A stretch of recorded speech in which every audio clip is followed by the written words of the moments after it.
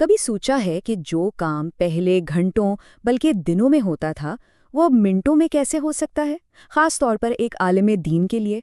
آج ہم یہی دیکھنے والے ہیں کہ مصنوعی ذہانت یعنی اے آئی کیسے علماء اور اساتذہ کے لیے ایک ڈیجیٹل خادم بن کر ان کے کام کو کہہ لیں کہ آسان بنا رہی ہے۔ چلیں شروع کرتے ہیں۔ بالکل، یہ بات آج کی ڈیجیٹل دنیا کی حقیقت کو بالکل صحیح بیان کرتی ہے۔ دیکھیں، اب علم صرف کتابوں یا کلاس رومز تک نہیں رہا۔ موبائل فونز، سوشل میڈیا، یہ آج کے نئے ممبر ہیں جہاں ہر لمحہ کچھ نہ کچھ سکھایا یا سیکھا جا رہا ہے۔ تو ظاہر ہے اس نئے میدان میں اترنے کے لیے اوزار بھی تو نئے چاہیے ہیں نا؟ تو اب سوال یہ ہے کہ علم کی اس بدلتی ہوئی دنیا میں پرانے طریقوں کو کن مشکلات کا سامنا ہے اور ٹیکنالوجی کیسے ان مشکلات کو مواقع میں بدل سکتی ہے؟ آئیے دیکھتے ہیں۔ ذرا تصور کریں، پہلے ایک عالم کو ایک جمعے کے خطبے کی تیاری کے لیے کتنی کتابیں دیکھنی پڑتی تھیں، گھنٹوں بلکہ کبھی کبھی تو کئی دن لگ جاتے تھے۔ اور اب اے آئی کی مدد سے وہی ابتدائی خاکہ اور اہم نکات صرف چند منٹوں میں تیار ہو سکتے ہیں۔ مطلب یہ وقت کی کتنی بڑی بچت ہے، زبردست ہے نا؟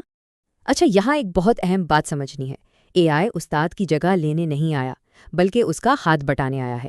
تو آئیے دیکھتے ہیں کہ یہ ڈیجیٹل خادم آخر ہے کیا اور یہ کیسے کام کرتا ہے۔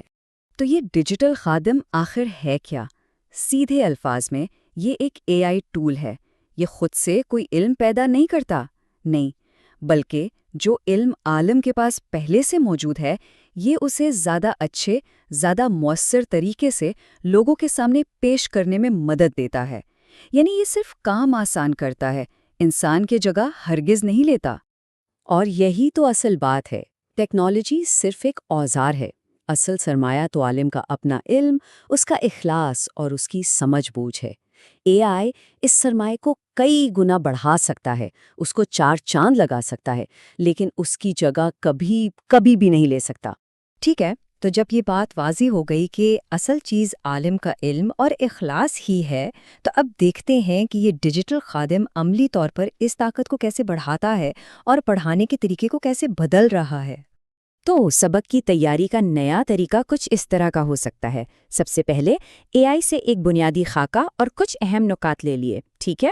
اس کے بعد دوسرا قدم، عالم خود اپنی تحقیق سے، مستند کتابوں سے ان نکات کی تصدیق اور تصحیح کرتا ہے۔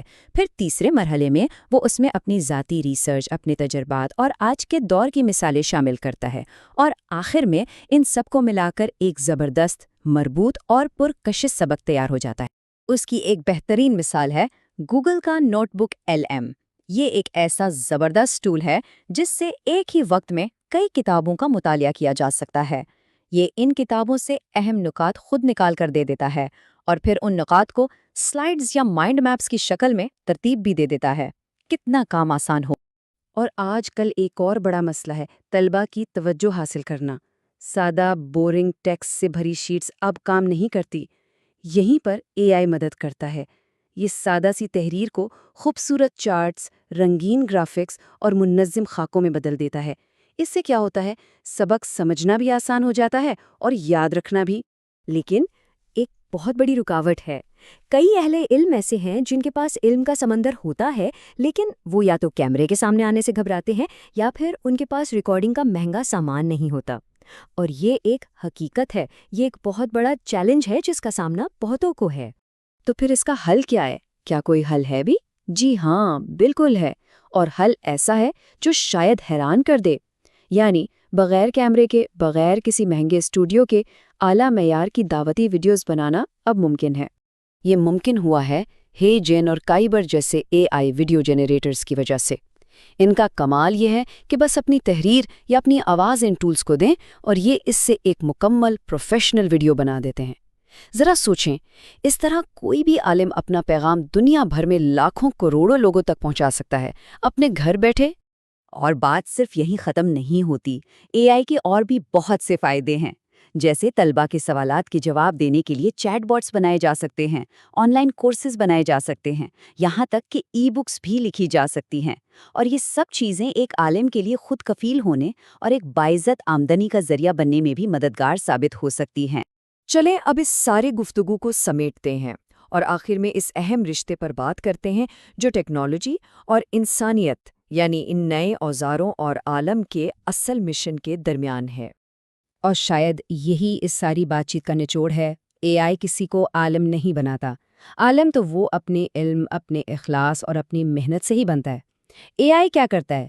یہ اس پہلے سے موجود علم، اخلاص اور محنت کو کئی گنا ضرب دے دیتا ہے، بالکل ایک میگنیفائنگ گلاس کی طرح، جو پہلے سے موجود روشنی کو اور زیادہ پھیلا دیتا ہے اور زیادہ روشن کر دیتا ہے۔ تو آخر میں یہ سوال ہمارے سامنے ہے کہ علم کے مستقبل میں ٹیکنالوجی کا کردار کیا ہوگا؟ یہ ایک ایسا سوال ہے جس کا جواب ہم سب کو مل کر سوچنا ہوگا۔ ہمیں یہ یقینی بنانا ہے کہ یہ طاقتور اوزار علم کی روشنی پھیلانے اور انسانیت کی خدمت کے لیے ہی استعمال ہوں، نہ کہ اس کے برعکس۔